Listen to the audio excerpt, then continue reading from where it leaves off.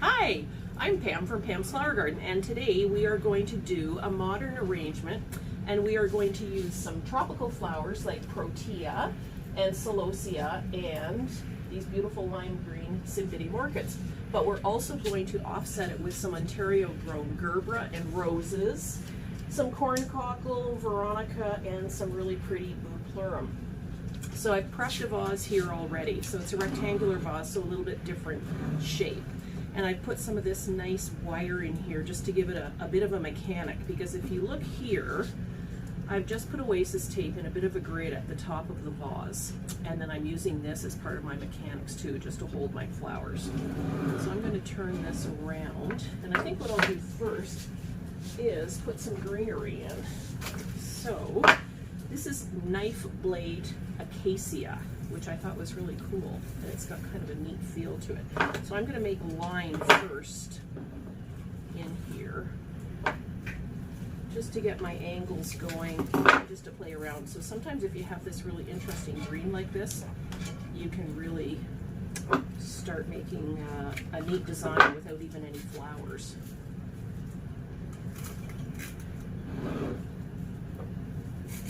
What gauge of wire are you using for that?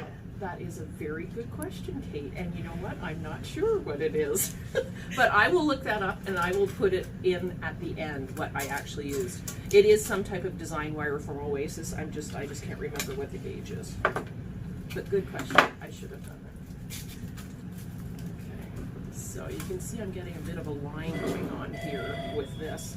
And we are in the shop right now, so you are going to hear the phone ring. Don't worry about it. Somebody else is going to answer it. So I do that, and I've got some, actually, maybe I'll use this first. So this is Italian ruscus, which is absolutely stunning. You can see how nice and big, and it's got a nice line and very flowy also. So when I'm cutting, I've got a good pair of nice sharp snips. If you don't have sharp snips, use a sharp knife. Just don't use just regular scissors or your old garden shears that are dull, because flowers and greenery do not like that. They want to have a nice clean cut so they can drink up the water. So before I started, I put fresh water in there and I put some flower food. And I know a lot of people don't use the flower food that they get in the little, when you get flowers, but you know what? It does help them stay alive longer, and they really like it. Does it matter what temperature to have the water when you're making an arrangement? Well, I think it's good to have room temperature, because then it's not a shock to them, and they will drink up and absorb the water quicker into the flower stem. So this is an aspidistra leaf, and I am just going to manipulate it a little bit. So I'm going to this. Here's my wire. So I'm putting just a little bit of this very thin wire. It's not bullion wire, but it's very, very thin. Actually, Kate, would you mind grabbing me a stapler? And then I'll do this a couple of times. So I am rolling the wire around here, and it's just for a design element. Thank you. It's for a design element, just to show that you can change the shape and style of a leaf into something completely different. So normally I would just staple this at the start, and then I've got this really cool leaf. So I'm going to make a few of those. And so I'm just cutting there and pulling that off, and then rolling it kind of like a big cigar around my fingers. Putting this here like that. So you could use it just like that. You wouldn't have to have the bullion wire on it, but it just picks up a little bit of the gold on the other gold wire too. So again, just starting this like that, wrapping it around. And you could do this as many times as you wanted, or as thick as you wanted. Just depends what look you're going for. So there's a couple of those that I'm going to use. So the other little trick for an aspidistra leaf that we can do is, where the spine of the leaf is, I'm just going to cut that, just like that. And I'm going to pull that can. And we're just going to make a neat little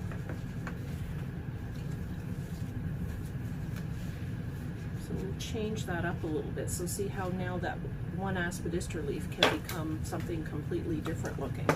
And for now I'm just going to staple that too. But that'll be later on in our design. So going back to this. So what I think I'll do first is I will use some of these beautiful protea. And they just have this really soft velvety texture. They last forever. They are fantastic flowers. And I believe these ones are coming from South Africa. So again, good sharp cut. And I'm going to do some groupings just because I think flowers show up a little bit better in grouping. You don't have to do it that way, it's just my way of doing it. But you can see how it's already starting to take shape just with a few pieces of greenery and a little bit of the wire.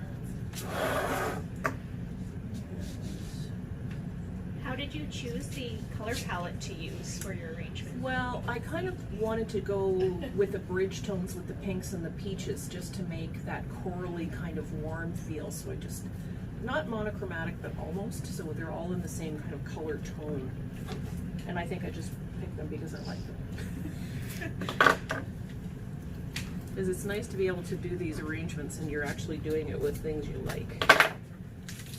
So this gives the celosia, which is also called brain flower, and you can see why because of all the little ridges in there. It's just a really cool flower, and it gives you another texture. So this is soft and velvety, and this is velvety too, but it's got all the little squiggles, which is kind of neat.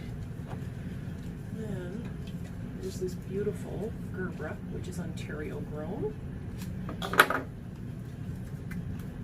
Again, I'm carrying on with my grouping.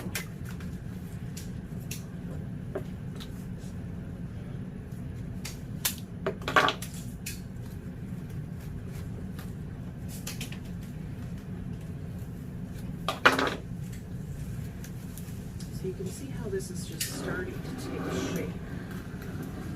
So you can still see a little bit of the mechanics, which is kind of neat, because if you have that in there, it just gives the eye somewhere else to travel to within the arrangement. So if you were sitting at the table, you'd be like, oh, you know, what's that? That's really cool. And here we have some Ontario grown Tiffany. Okay, so here we have an Ontario grown Tiffany rose, and you can see that the color is a really good bridge color to go between the pinks and the dark corals, and then this kind of even darker coral. So we will put a few of those in. And often too, if you want to make a rose last a little bit longer, if you give it some support, so almost pavéing it into the bouquet, it'll get your roses to last a little bit longer, and they won't be, you know, kind of droopy, because these are going to last forever. The gerbs are going to be pretty good, and same with the celosia, so you don't want part of the arrangement fading and the rest still nice and perky.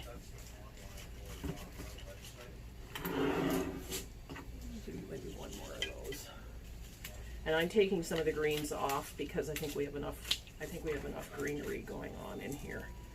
Just pull that down a little bit. It's getting away from me. There we go. Okay, so you can see it's interesting from both sides, which is nice because you never know where somebody's going to sit, or if you have it at an entranceway or wherever you had it. It's kind of nice to have it with interest all the way around. So we've got this absolutely gorgeous Cymbidium orchid, which is spectacular. So I'm going to take a few of these stems off. You could use the whole thing in an arrangement like this and have it maybe out to the side, but for my purposes today, I'm just going to use the single ones. So what I've done, I've got just a water tube here like this. If you don't have these fancy water picks that actually have picks on them, you can take a regular water tube, put a little bit of the Oasis U-Glue strip on the side, and then take a bit of raffia and cover it up like that. So if you have a bamboo skewer, if you wanted to use it like that, you could put a bamboo skewer on here with your orchid in here. Or we can do this, and I'm going to open up the end a little bit because it's a little bit tight for the width of the orchid stem. And then I'm just going to plunk that in like that. Do one more. So again, I'm just going to make a tiny little insert. And just make sure that your orchids are cut nice and sharp too, and with a clean cut. So, like that. Anyway, I'm going to put these in here. How long will an orchid last in a tube like that? Well, I think if you have it in a cool place, you can probably get about 4 days out of it. And then, you know, if you can, it's a really great idea to replace the orchid water, because the orchids will last literally for weeks. If you keep them hydrated and in good shape, they will last for ages for you, which is kind of nice. So, I mean, a lot of people think orchids are very expensive, but when you think of how long the lifespan is of an orchid, it's kind of a good flower for your money. Again, we'll just do that. And I'm just going to tuck this in here. And maybe one more. No, maybe we'll leave that. I want to get to this stuff. So this, I just love. So this is Ontario grown Buclurum, which is a very cool flower. And it's a really just a nice dancey, light, airy flower, and I just absolutely love it. So I am going to go, just to get some more movement going on in here, I'm going to go way out to the side.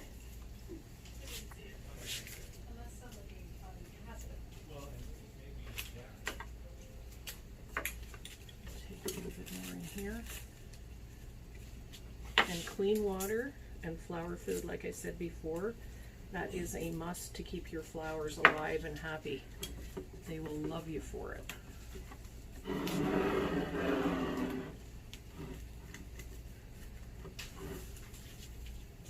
Now the other thing I've got here is also a local Ontario grown Veronica, which is really pretty, and this one is a variegated leaf, which is really nice. And then this is a different variety. I can't remember the name of that one. But again, this is one of those airy things that will, because it's so light, you can put it up in the air like that, and it's not going to make your design feel heavy. It's just going to give it just another dimension. And again, I'm still grouping these just because I think it really enhances the flowers instead of kind of polka dot all over the place. I think if you group them, it just gives just a nicer feel, and I think the flower has more impact.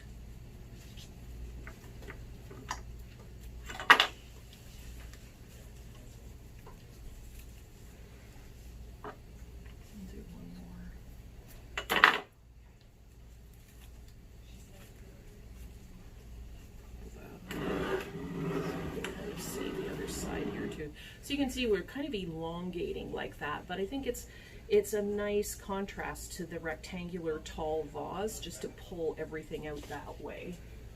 So we've also got local Ontario grown again, corn cockle, and that is a really, really pretty delicate, just airy looking, I don't know, I just think it's just really graceful and pretty.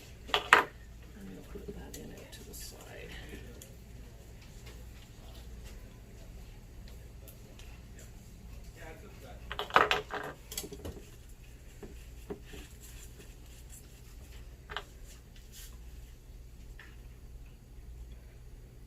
So it's always nice to play with all these different flowers, and we are so lucky in Ontario because we have so many great growers that we're able to use all this fresh stuff that's local to us here in Ontario, which is really pretty and nice. One of these guys.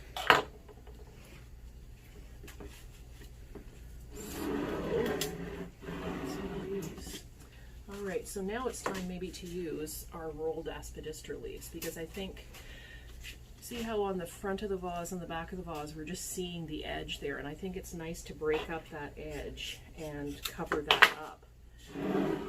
It just gives it a softer feel.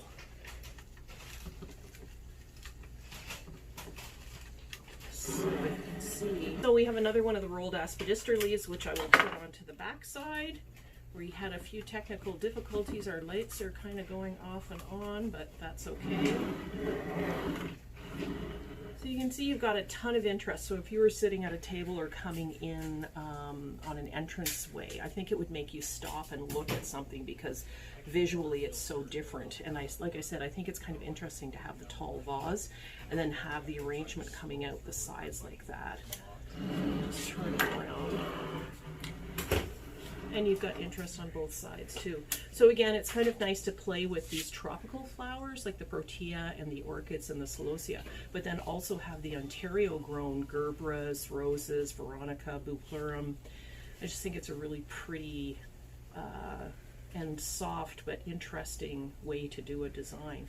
I think that's all the flowers. Oh, I have one godetia. And this is a really pretty color too. That's salmon. I'll put that in here too because I think that would make a nice addition. Yeah. So I'll tuck that into the front here. The color is just so pretty. And you can see, like I said, how all those colors blend together and that the peach and the salmon are really good bridge colors to get everything going in together. So that is our little video for today, and I hope you learned something. If you want to call us here at the shop, you can, and we'd love to help you out, and we'll post that up on YouTube. Okay, thanks. Have a great day.